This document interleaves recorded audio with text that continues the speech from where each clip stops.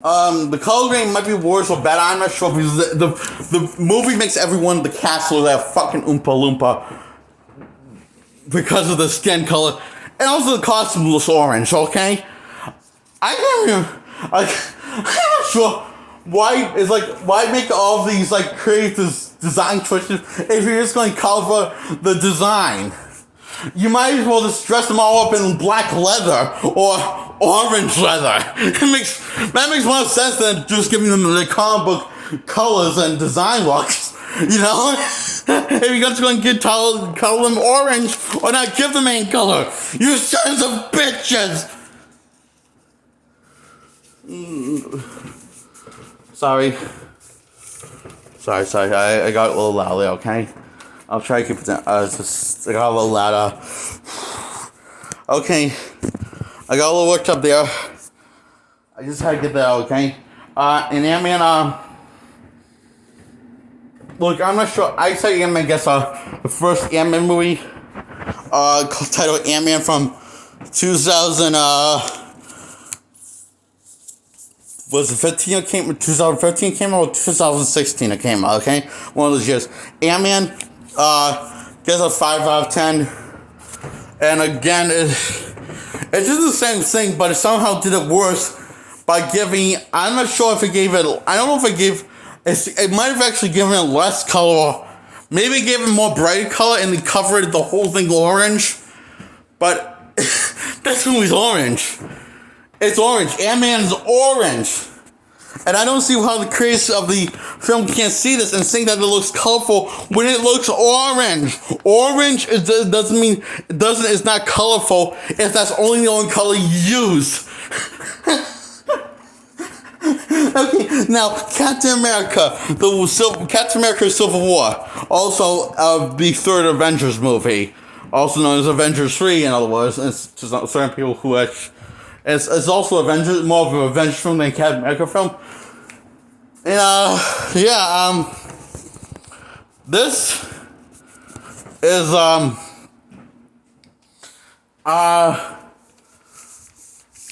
this film is the color of brown, like a shit brown, but you know, like the poop kind of brown.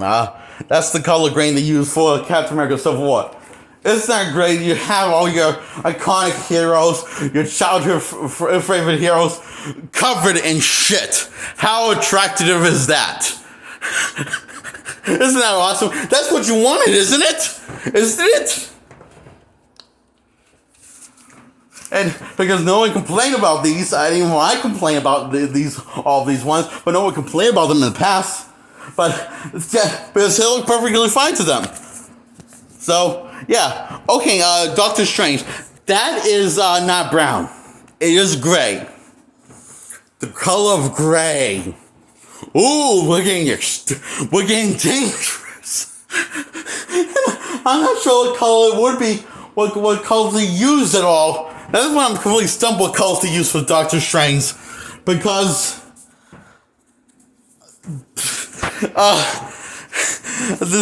the color's gray. It's gray. Every shot is gray on Doctor Strange from 2016, which is the same year that Captain America: Civil War came, and that somewhat was the worst Marvel film, but somehow before Doctor Strange, but then they topped with Doctor Strange, and so Captain America: The Winter Soldier.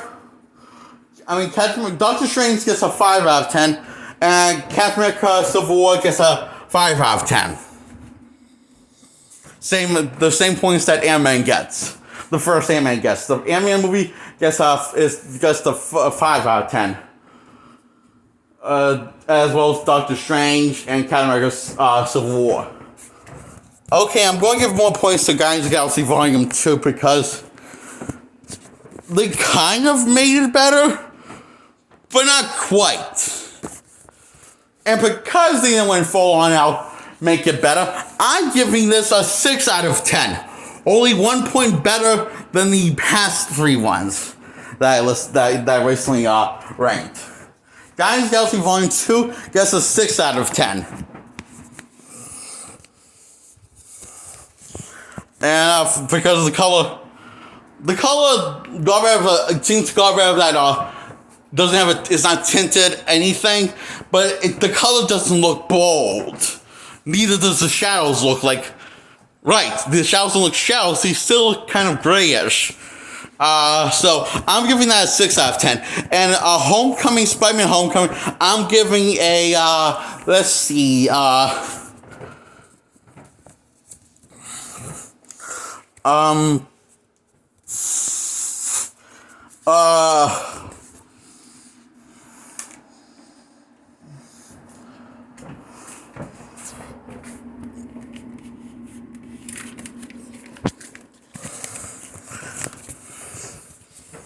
7 out of 10.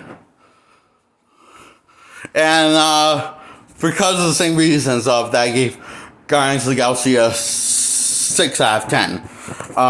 The second one, Guardians of the Galaxy Volume 2. And Thor Ragnarok, I'm giving that a 5 out of 10. Yeah.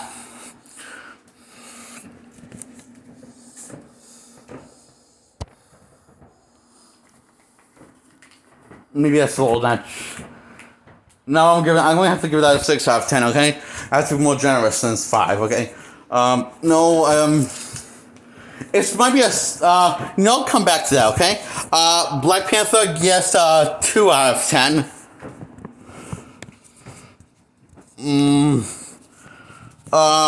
Avengers Infinity War, 2 out of 10 reason why Black Panther 1, because I just didn't like the story, I didn't care for the visuals, because the color grading didn't look right, and it feels on feels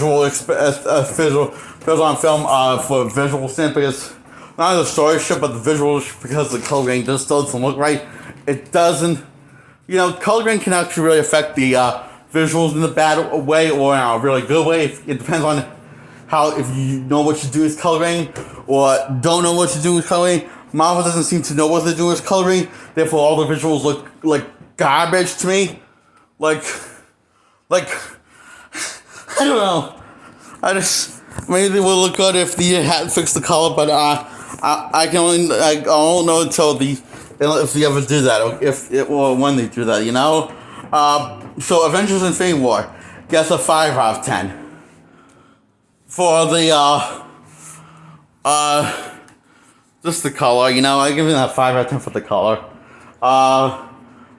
Ant-Man and the Wasp gets a 7 out of 10. I don't hate the color is actually an improvement from Infinity War and all the past ones except for Iron Man 2.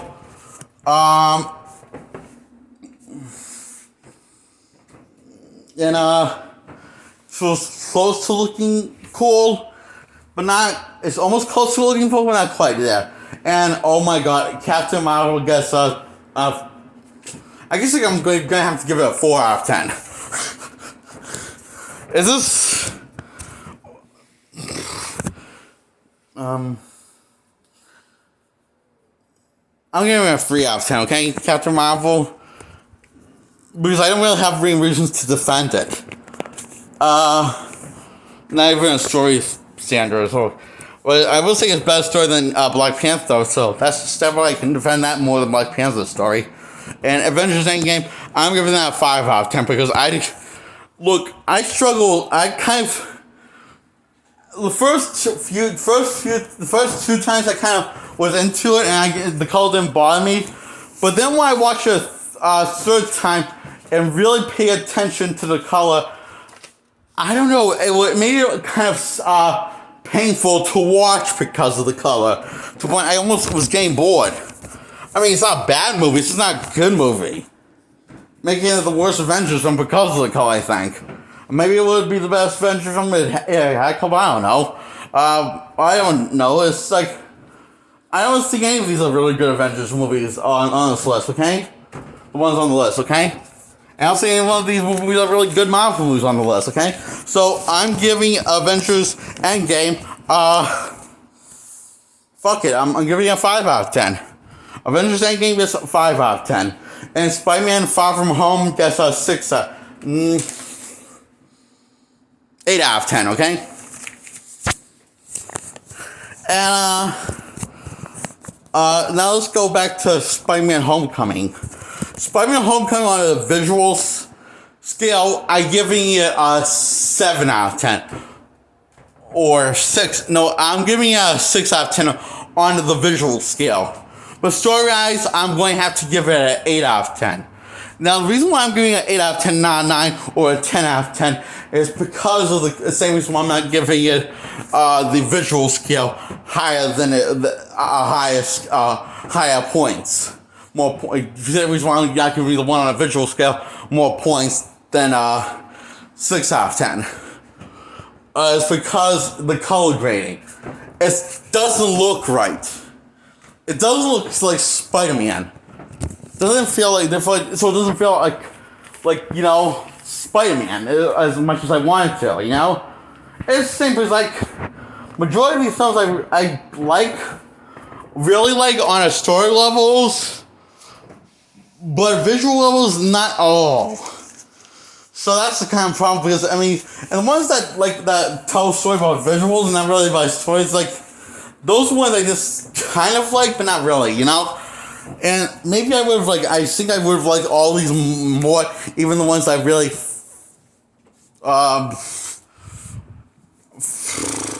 fucking hate with all my heart, and I would have liked them.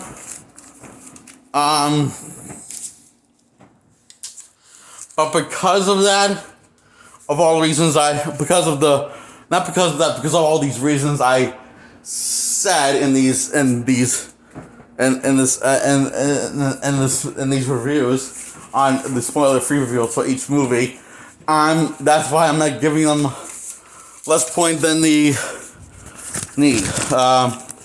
Also,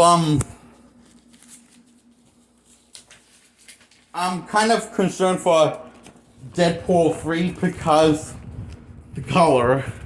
Why here? Because Deadpool 3 is going to be an MCU property movie. So the only ones, the MCU movies, I guess, that now can be MCU can't Deadpool 1 and 2, and I guess I'm going to have to give those a 10 out of 10. The only amount of movies that will get a 10 out of 10 is Deadpool 3 is not going to get, because this is going to fuck up the color again. Because I have no faith in them now to ever fix the color, you know? I mean, how many years has it been? They've been having this problem since the first time film, which came out in 2008, and it is 2021, and Black Widow's right around the corner for, I think, next month. It's going to come out next month, because next month is June, or June or January it comes out, okay? Okay? So, I have no confidence, really, in them ever fixing this problem. But I hear they want to remaster their movies in color and, you know, polish the color up and make it look nice. But I don't think they're ever going to fix it with a official release. But I'm not even sure they're going to get around to doing the other thing, you know? So, of remastering the fine. I mean, I had to do it, but this kind of delayed because of the whole pandemic, COVID-19 thing. So, yeah, and I might review if he ever, you know, fix the color and remaster all of the movies in color. And I'm going to review every movie as by itself, one at a time.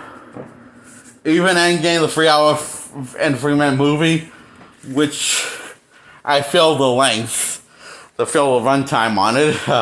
Once I was an hour, I felt the runtime on it really bad. So yeah, I mean, I was thinking that's my plan anyway. If they ever get around to it, I'm still alive. So yeah, you know, remastering all of the movies and color, releasing them in proper color grading. Don't know when they're going to do. I just hope they do while I'm still alive, because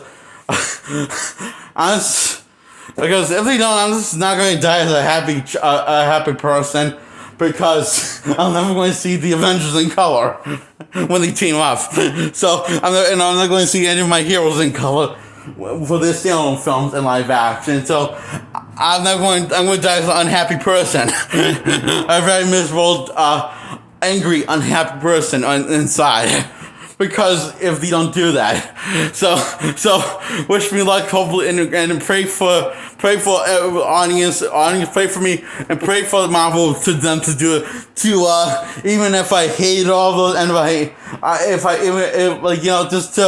just to pray for me, and just pray for the release them. So so I can die as a happy person, and not angry. And angry person inside or a negative person inside, because this is, I think it's a bit job. So now I'm going to review. I'm a little tired because I've been going on this for a while, and now I'm going to review WandaVision, the first 2 episodes of season 1. WandaVision is one word. It's spelled, how it's spelled is like, well, it's how it's spelled, how it's like said. WandaVision.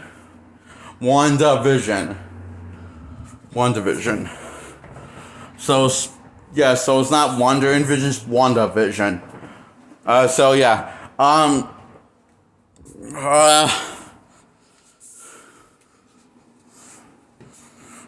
So I'm going to start reviewing these episodes in order, and these are going to be spoiler reviews, okay? Of the first 2 episodes on like the 23 Marvel films released in the M.C.U. stand for Marvel Cinematic Universe. So that were released in Marvel Cinematic Universe so far for those movies. Like those movies were spoiler free. This is going to be a straight up spoiler review. So for these first 2 episodes of WandaVision. So the first 2 episodes are in black and white, and so I really like this the first episode, and the second episode I like more because it's like this more as it goes along. As each minute passes for each episode, so that's kind of surprising how good it is, and the whole dilemma. And the first episode is like, what does the heart on the calendar mean? And Vision Wanda can't remember what it was. Wanda remembers it's their anniversary, the wedding anniversary, and then Vision remembers something else that is it's actually his promotion interview date with his boss. That's going to come over his house for dinner and see if he's is capable of the promotion to be for the promotion. And then things go crazy because one's wearing this very attractive PJs and things go crazy because Wanda finds out that the whole heart thing, because Vision explains the whole misunderstanding and the whole what's going on and everything. That the reason why the heart is on the calendar because he drew it to remind himself. And she points out you just could have wrote it down. You don't have to, writing down on the calendar would have been easy enough. Probably would have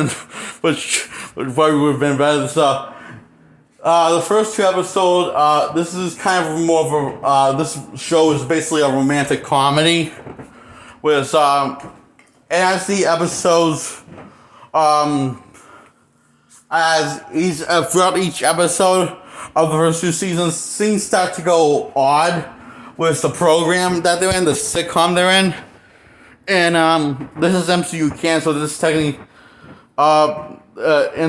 so, things go wrong with the sitcom, like something goes a certain way, like something happens that wasn't supposed to happen, so the thing starts to reset itself, and it finds out Wanda's been in episode 2 that Wanda's been doing the resetting and redo stuff, and throughout each episode, and things are going wrong, maybe not because of her, but because of something else. We're not really sure, but we know that she's the one that's doing, the rewinding the clock so scenes go a certain way in the sitcom to I guess because it's like so. I know what's going on. I just don't want to give too much away, give everything away. I want to gradually give the pieces away as we go into each episode, okay? Because I heard like what the twist is on. I saw a clip of him. I know what the twist is, what's going on. So who's in charge of that stuff? So yeah. So at the dinner after Wanda was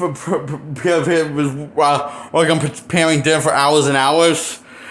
They'll start get hungry. His Vision's boss, and Vision is technically in order so he doesn't get really hungry. And his wife is Vision's boss wife. Is getting hungry, so both getting impatient, and Vision's trying to buy Wanda sometimes so she can pay out the dinner, and she finally does, but that was making a noise in the kitchen, and Vision trying to distract everyone from Wanda so nobody could see Wanda be magic, and he starts singing the song, pick up the paper.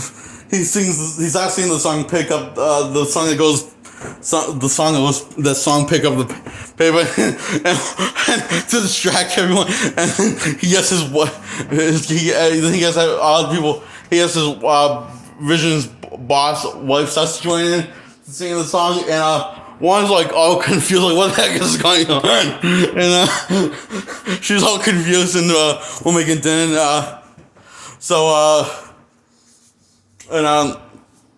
And no one's actually seeing that's one's using magic and everything.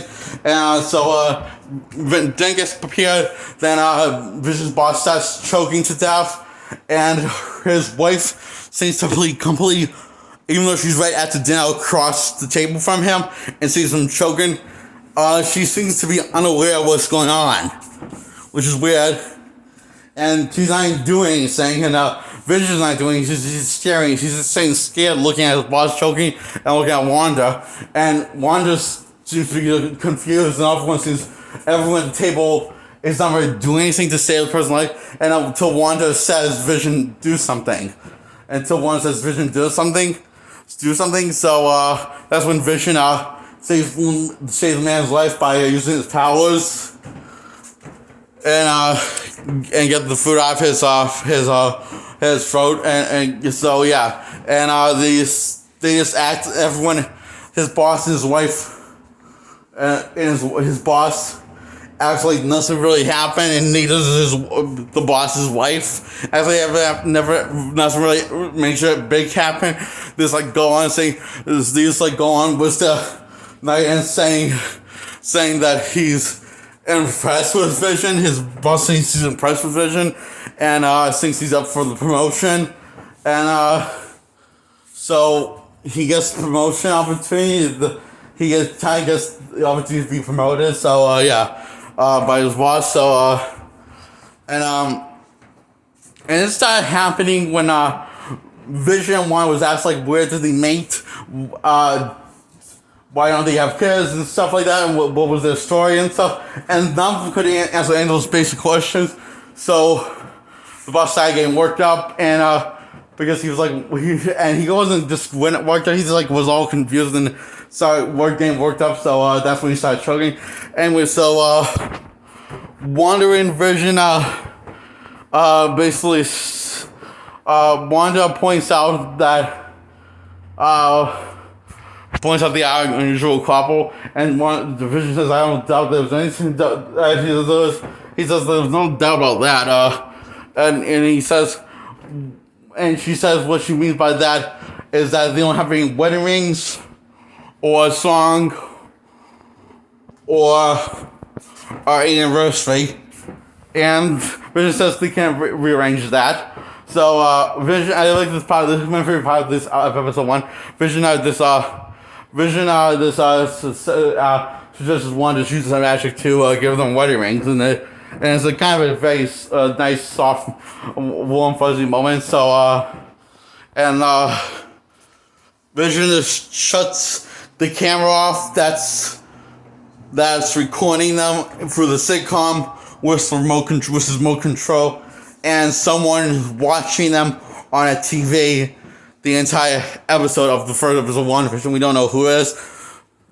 We just know it's like it's a place in color, and also instead of the widescreen, it's shot in widescreen instead of full screen like the first episode of WandaVision. I hear all the 9 episodes of WandaVision when it takes in the sitcom.